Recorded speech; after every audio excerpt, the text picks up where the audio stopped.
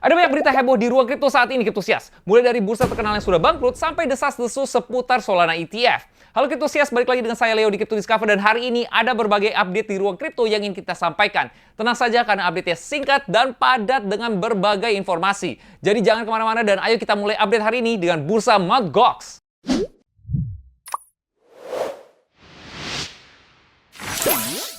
Bursa Mt. Gox yang dulu bertanggung jawab untuk 70% dari semua pembelian dan penjualan Bitcoin sudah bangkrut. Tapi tampaknya baru-baru ini, Bitcoin dalam jumlah besar dipindahkan dan ini memberi sedikit kekhawatiran kepada para kriptosias. Mt. Gox telah mentransfer lebih dari 140.000 Bitcoin yang senilai lebih dari $9 miliar ke dompet baru sebagai persiapan untuk membayar kembali kreditor. Pergerakan signifikan ini menimbulkan kekhawatiran di pasar karena investor khawatir akan potensi aksi jual alias sell-off. Namun, penting untuk kita pahami kalau transfer Bitcoin ini adalah bagian dari proses kebangkrutan dan belum tentu menjadi indikator penurunan pasar. Mantan CEO Mt. Gox, Mark Karpeles, mencatat kalau Bitcoin dipindahkan ke satu dompet untuk pembayaran kreditur yang kemungkinan akan dimulai di akhir tahun ini. Update selanjutnya adalah tentang Presiden Joe Biden yang memveto alias menolak resolusi pro-kripto yang telah disahkan oleh politisi Amerika Serikat melalui jalur bipartisan.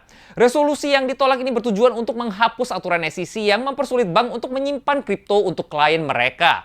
Keputusan Biden ini menunjukkan kalau pendirian pemerintah terhadap kripto tampaknya tidak berubah dan hal ini menimbulkan pertanyaan tentang kebijakan anti kripto dari pemerintah yang saat ini sepertinya akan dipertahankan. Meskipun ada beberapa tanda potensi perubahan dengan persetujuan spot Ethereum ETF. Ngomong-ngomong tentang regulasi, Uniswap Foundation menunda proposal tata kelola yang akan menguntungkan para pemegang token Uni. Penundaan ini terjadi setelah stakeholders menyampaikan kekhawatirannya, menyatakan kalau melanjutkan proposal bisa meningkatkan kemungkinan SEC menggugat Uniswap Labs. Proposal tata kelola ini akan memungkinkan para pemegang Uni untuk mendapatkan sebagian dari biaya protokol yang berpotensi membuat token Uni menyerupai sekuritas. Situasi ini menyoroti pengawasan regulasi yang sedang berlangsung di ruang kripto dan pendekatan hati-hati yang harus diambil proyek untuk menghindari tantangan hukum. Sementara itu, ada juga spekulasi seputar kemungkinan munculnya Solana ETF setelah persetujuan spot Ethereum ETF. Namun, JP Morgan menolak gagasan ini, menunjukkan kalau Solana ETF tidak mungkin terjadi dalam waktu dekat. Minat institusional terhadap Ethereum masih relatif lebih rendah dibandingkan dengan Bitcoin yang mungkin akan mempengaruhi munculnya kripto ETF lain di masa depan.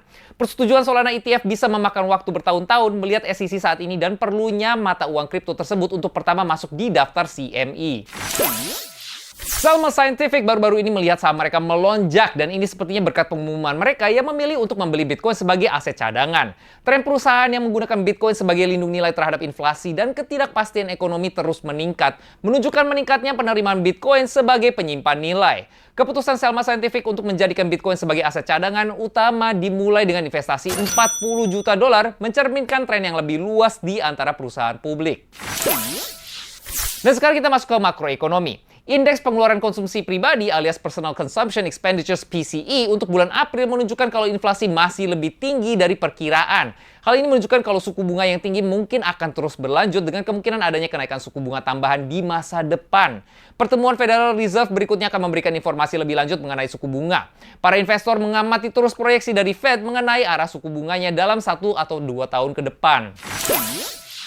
Dan sekarang kita akan lihat beberapa kripto yang sedang berkinerja dengan baik di minggu lalu dan kira-kira bagaimana perkembangan mereka ke depannya.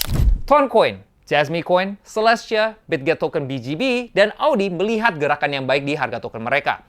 Pergerakan harga koin Ton didorong oleh sensasi yang terus berlanjut seputar ekosistemnya.